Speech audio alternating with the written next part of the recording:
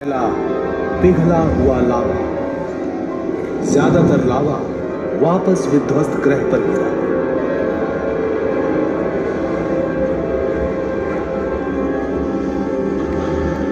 बाकी रह गया परिक्रमा पथ में गुरुत्वाकर्षण के कारण बाहरी महाकाश में नहीं जा पाया।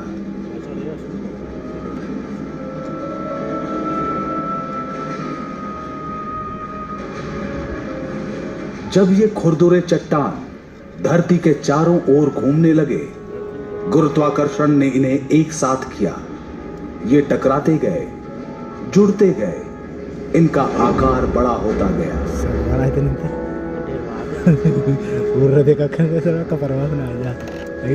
कुछ ही सप्ताहों में ये टुकड़े जुड़कर विशाल और विशाल हो गए। जमीन बनी, अब जमीन बनी। सारे ऐसे पढ़ा को सारे है ना, रियल लगाता है। देख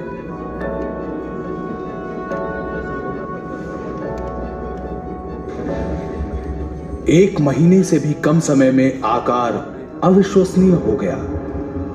चांद का जन्म हुआ। बिल्कुल सही, सिर्फ एक महीने में बना था हमारा चांद। ये है आज का चंद्रमा। सोचकर अचरज होता है कि एक भयानक टक्कर के कारण आज रात का आसमान चांदनी बिखेरता है, लेकिन ये सच है। कारण हजारों थे, अलग अलग, लेकिन इन टक्करों से ही धरती पर जीवन पनप सका। आघात ने धरती की धुरी को झुका दिया, जिससे ऋतु परिवर्तन हुए। चंद्रमा के गुरुत्वाकर्षण के कारण ज्वार भाटा बना। तब से लेकर आज तक हमारे सौर मंडल में ठहराव आया है। अब दूसरे ग्रह से पृथ्वी के टकराने का डर नहीं है, लेकिन दूसरे टक्कर हमें रोज प्रभावित करते हैं। कुछ खास टक्करों में शामिल है हमारा सूर्य भी। फिक्र न करें, इतनी जल्दी धरती जाकर सूरज से टकराने वाली नहीं है। हमारा परिक्रमा पथ नियंत्रित है और अरबों सालों तक ऐसा ही रहना चाहिए। लेकिन धरती पर हर जीवन निर्भर है सूर्य में होने वाली टक्करों पर।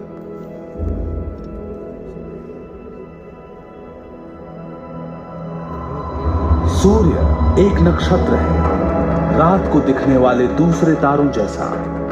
बहुत पास है, इसलिए अलग दिखता है। एक बड़ा चमकीला सुनहरा पिंड, लेकिन सूर्य में कुछ भी सुहाना नहीं है। ये जो गहरे निशान देख रहे हैं, सौर धब्बे हैं। प्रत्येक धब्बे का आकार पृथ्वी जितना। सौर धब्बे का रंग गहरा दिखता है क्योंकि सूरज पर यह सबसे ठंडे स्थान है। तापमान 4400 डिग्री सेंटीग्रेड। बाकी का सूर्य तो और भी गर्म है। दूसरे नक्षत्रों की तरह सूर्य की ऊर्जा भी सूक्ष्म कणों यानी प्रोटॉन के टकराव से निकलती है।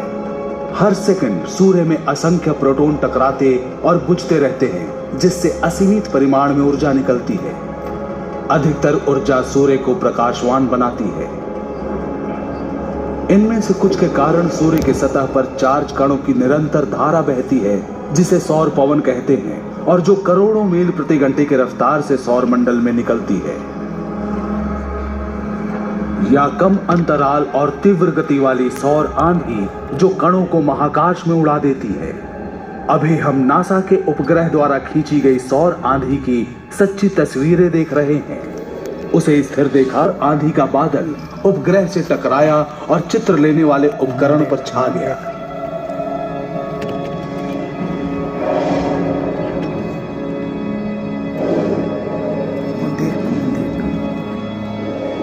सौर पवन का झोंका हर दिन हर पल सौर मंडल के ग्रहों के पार जाता है। ये इतना शक्तिशाली है कि इसका संपर्क मात्र ही हमारे वातावरण की ऊपरी सतह को उड़ा ले जाए, अधिकांश पानी सोख ले और धरती पर जीवन का विकास परिवर्तित हो जाए। लेकिन खुशकिस्मती से धरती की सुरक्षा करता है एक अदृश्य कुदरती कवच। अभी आप जो देख रहे हैं वो पृथ्वी के चुंबकीय क्षेत्र का काल्पनिक चित्र है। धरती के लौ अंतर्भाग के कारण हमारी धरती विशाल चुंबक की भांति काम करती है। कुछ चीजों को आकर्षित, कुछ को विकर्षित करती है। ये कवच सौर पवन से धरती को बचाता है। लेकिन कुछ कण इस चुंबकीय बाधा को पार कर जाते हैं और पहुंच जाते हैं उत्तरी तथा दक्षिणी ध्रुवों पर। परिणाम देखने लायक होता है। बहुत मस्त लगा ला। शानदार जगमगाते रंगीन पर्दे, इसे कहते हैं ध्रुवीय ज्योति। सौर पवन और सौर आंधी से निकले आवेशित कण जब धरती के ऊपरी वातावरण से टकराते हैं तब वातावरण में मौजूद गैस आलोकित हो उठते हैं। यह है इंटरनेशनल स्पेस स्टेशन जो 400 किलोमीटर की ऊंचाई से धरती की निचली कक्षा में परिक्रमा करता है। महाकाश में जाकर ध्रुवीय ज्योति को देखने वाले कम ही हैं।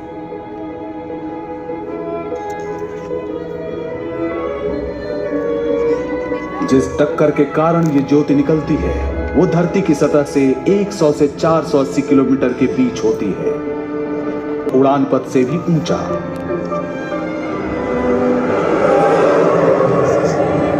और होता है हमारी धरती का सबसे अनोखा